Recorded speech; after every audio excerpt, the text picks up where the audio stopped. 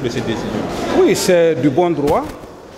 Vous savez, quand on se constitue partie civile dans un procès pénal, il faut être à même quand même d'être cohérent avec ce que vous déclarez devant le tribunal, surtout que ce n'est pas une procédure de flagrant délit, c'est un dossier informé. Cela veut dire tout simplement qu'il y a eu beaucoup de préalables avant que le jugement ne soit programmé. Donc sur ce, il faut que cette dame, si elle estime la victime et qu'elle se constitue partie civile, il faut quand même qu'elle prouve devant le tribunal criminel en quoi elle a été victime et comment elle a été victime et donner avec des éléments matériels devant le tribunal.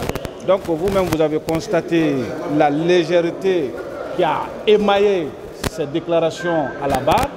Elle a voulu tout simplement, comme si c'était une missionnaire, elle a voulu tout simplement charger des personnes qui ne plaisent pas à sa tête. Et voilà, elle a tenté et nous de la défense, nous avons été très sereins, nous avons été regardants et c'est ce qui a fait que par le soin de Maître El Hadj Fodé Kaba Chérif et moi-même, nous avons soulevé à ce qu'une vérification sur le fond soit faite pour qu'on puisse savoir exactement est-ce que la personne qui est à la barre de ce tribunal comme victime doit recevoir des questions et répondre aux parties.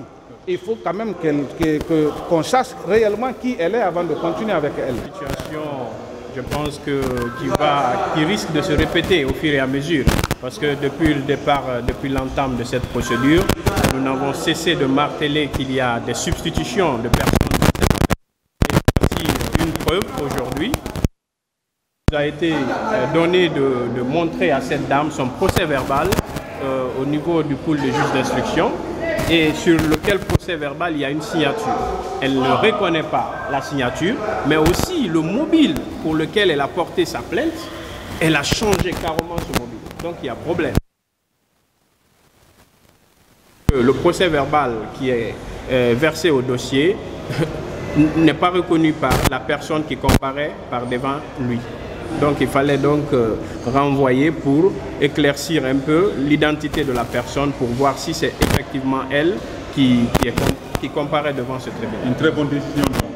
Oui, c'est une décision. Je pense que le tribunal a pris la mesure qu'ici dans cette affaire parce qu'il faut quand même accepter qu'on soit dans la légalité. Il ne faut pas qu'on accepte, qu'on permette à tout le monde de venir devant le tribunal et puis accuser fortuitement sans pour autant être la bonne personne. Donc je pense que le tribunal a été suffisamment vigilant et je pense que cette décision elle est sage.